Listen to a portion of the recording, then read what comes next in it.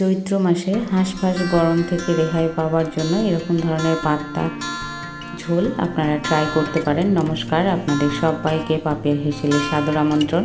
প্রথমে এখানে আমি কিছুটা ট্যাংরা মাছ নিয়ে নিয়েছি। ট্যাংরা মাছটাকে কেটে ধুয়ে বেছে পরিষ্কার করে নেবার পরে আমি এর ভেতরে দিয়ে দিচ্ছি পরিমাণ মতন লবণ ও হলুদ দিয়ে ট্যাংরা মাছটাকে বেশ ভালো করে এই লবণ হলুদ দিয়ে মাখিয়ে নেব। আর এই পাশে বসিয়ে দিয়েছি কড়াইয়ে সর্ষের তেল। এখানে 3 টিস্পুন মতন সর্ষের তেল রয়েছে। তেলটা গরম হয়ে গেলে আমি এর ভেতরে ট্যাংরা মাছগুলোকে দিয়ে বেশ লালচে বাদামি করে ভেজে নেব।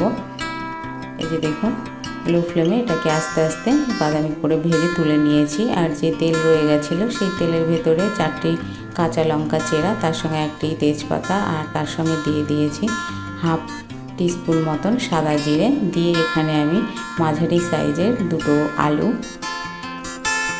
শুরু করে কেটে নিয়েছি, সেটাকেও দিয়ে দিলাম তেলের ভেতরে। দিয়ে লো ফ্লেমে মিনিট 1.5 মতন এটাকে একটুখানি নাড়াচাড়া করে আমি এর ভেতরে সরু করে কেটে রাখা পটলটাকে দিয়ে দিলাম। আপনারা চাইলে গরমে যে কোনো সবজি দিয়ে এটা করতে পারেন, তবে আলু ও পটল দিয়ে খেতে বেশ ভালো লাগে।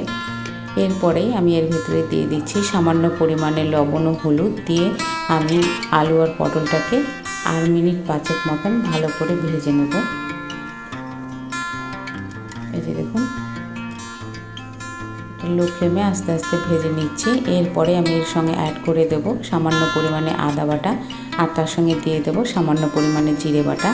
দিয়ে আমি এই সময় এই পটল আলুটাকে আর মিনিট 2 মতন একটুখানি নাড়াচাড়া করে ভেজে নিচ্ছি, যাতে মশলার কাঁচা গন্ধটা চলে যায়।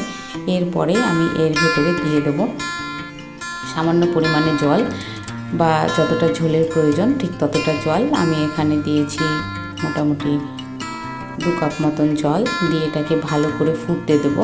একটুখানি ফুটে উঠলেই মিনিট 1.5 মতন পরে আমি এর ভিতরে দিয়ে দেবো ভেজে রাখা ট্যাংরা মাছগুলোকে দিয়ে আর মিনিট 2 থেকে 3 মতন ফুটিয়ে নিয়ে নামিয়ে নেব ট্যাংরা মাছ পটল আলু দিয়ে ঝোল। আজকের রেসিপি আপনাদের কেমন লাগলো অবশ্যই কমেন্টের মাধ্যমে জানাবেন। লাইক করবেন, শেয়ার করবেন বন্ধুবান্ধব আত্মীয়দের মাঝে, আর সাবস্ক্রাইব করে অবশ্যই পাশে থাকবেন।